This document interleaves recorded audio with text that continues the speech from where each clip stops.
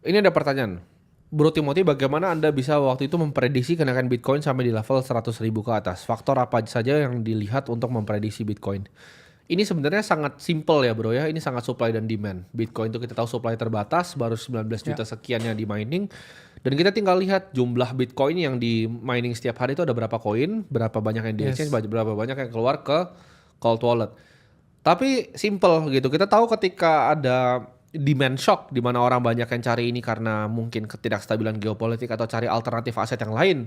Ya. Di saat misalnya Nasdaq dan juga US tidak menjadi potensi investasi yang menarik, dan kita tahu di Cina kan saham kurang menarik ya bro ya selama mungkin Yes. 20 tahun terakhir, baru menarik belakangan ini. Orang-orang Cina itu lari kemana? Ke kripto. Mereka cari ke Bitcoin, bahkan mereka banyak ganti warga negara ke Vietnam bro. Kalau banyak yang bingung kenapa Vietnam tuh trading volume lebih besar dibanding negara-negara lain, Vietnam itu kebanyakan orang Cina yang ganti warga negara ke Vietnam. Jadi mereka trading kriptonya di Vietnam. Ya. Jadi jawabannya adalah karena makin banyak orang yang pakai gitu. Dan gampang, kita juga tahu ke depannya pasti akan tembus 120.000, ya itu udah kepastian gitu. Bener. Tinggal tunggu waktu. Kalau lu gimana bro? Jadi Thought prosesnya apa waktu itu sampai kayak kita prediksi bareng-bareng 100.000 itu apa ya, thought prosesnya? kita juga jelas ya pakai banyak sekali yang namanya technical indicators. Memang itu bukan satu-satunya, itu hanyalah salah satunya alat yang kita pakai. Memang kenapa waktu itu 2022 akhir dan 2023 awal was the bottom for Bitcoin. Karena kita lihat dari indikator ini ya, price drawdown by year. Kalau di sini ya kita lihat ya waktu itu Bitcoin itu kan selalu bergerak dalam siklus. Dan waktu itu kita memang melihat Bitcoin itu koreksinya udah 80% dari topnya. Ya.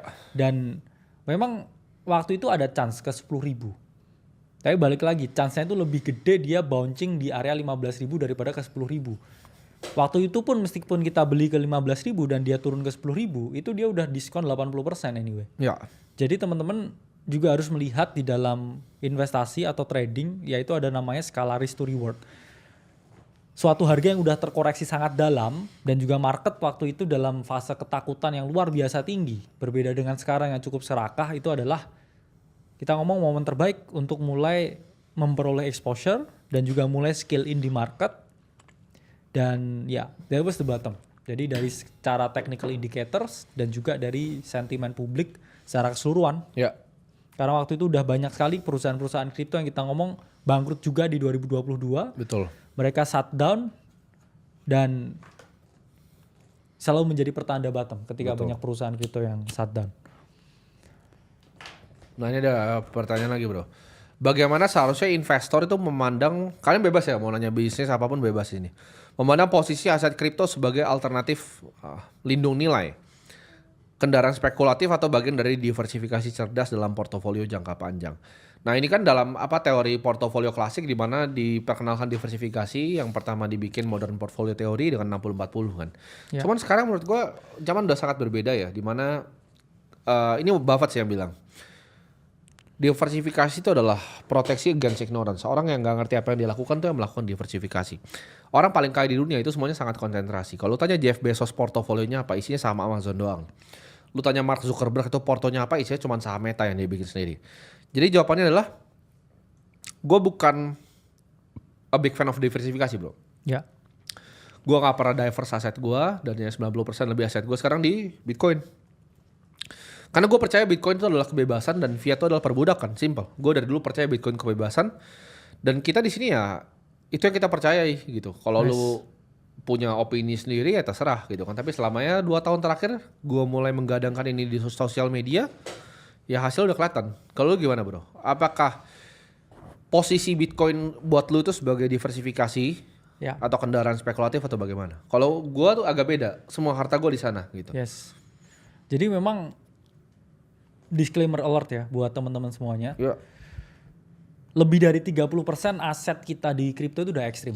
Ya. Misalkan teman-teman punya harta liquid 1 miliar deh, 300 juta di Bitcoin lah. Itu juga udah relatif ekstrim. Kalau kita ngomong teori keuangan yang standar yang normal. Sebenarnya bukan 30 bahkan 5 gak sih? Ya 10 ya itu 5 tuh udah ekstrim tinggi banget kalau ya. teori keuangan standar. Jadi ya ini ada model yang menarik ya dari Swan Research dan juga Nakamoto Portfolio. Nah di sini tuh ada banyak sekali teman-teman kombinasi mengenai bagaimana teman-teman ini ngatur portofolio ya. Entah itu risknya moderate, Ya. agresif atau konservatif ya. All season tuh gayanya Ray Dalio ya. Jadi di sini ditunjukin ya bahwa kalau sesuatu yang lebih diversified itu lebih konservatif. Kenapa? Karena teman-teman kan ngambil risiko yang lebih rendah. Kalau ada satu yang ke nol, teman-teman masih punya 7 Betul. basket yang lain. Tapi ya kalau teman-teman mau main moderat ya dengan 60-40 ya yang kita ngomong gayanya John Bogle ya ini biasanya dengan bond dan juga stok ya kalau di sini. Betul. Kalau Bitcoin ya teman-teman menurut semua ya modeling di sini ini 10% aja minimal kita ngomong. Ya maksimalnya nggak dijelasin tapi hanya dengan kita ngomong 10% aset kita ini di Bitcoin misalkan teman-teman punya kayak 1 miliar lah ya, teman-teman diversifikasi ke apapun itu 10% aja udah cukup bro kalau menurut data di sini. 10% itu udah cukup generate overall return yang lebih baik ya daripada portofolio yang nggak ada Bitcoinnya. Dengan semua modal ya, bahkan kita masukin real estate, ETF ya, anything, Bitcoinnya 10% aja itu sudah kayak nyelamatin overall portofolio yang kita miliki, apalagi kalau 30 ya. Betul. Jadi memang sekarang ya aset ini udah jadi yang kelima terbesar di dunia. Dan kalau konsensus belief ya masyarakat ini menganggap bahwa ini aset yang bernilai dan mereka akan taruh uang jangka panjang mereka ke sana dan fokus nabung, ya saya rasa nggak ada alasan aset ini turun. Kalau secara konsensus ya masyarakat banyak ini percaya bahwa ini ada nilainya.